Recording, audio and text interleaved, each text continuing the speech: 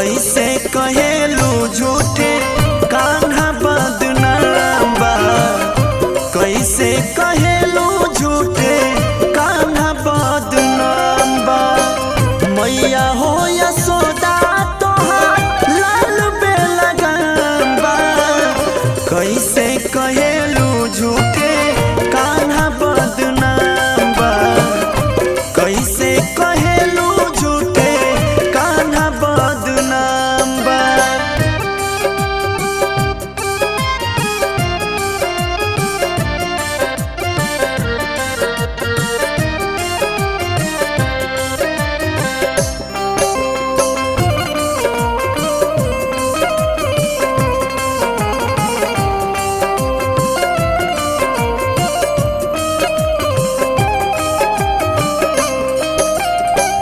लपटी झपटी चढ़े कदम के डढ़िया।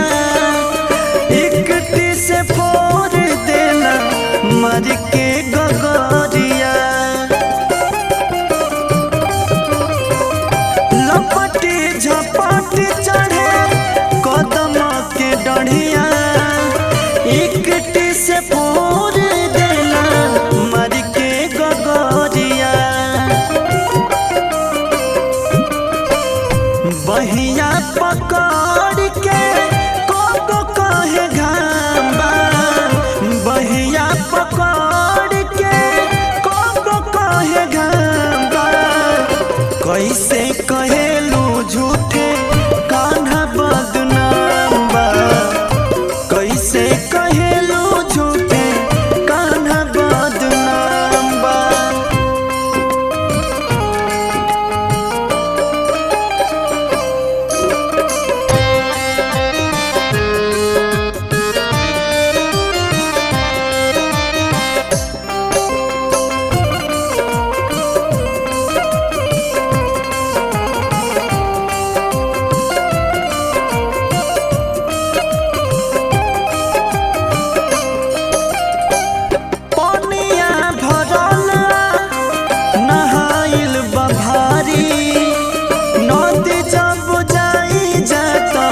चोरा ले ले सारी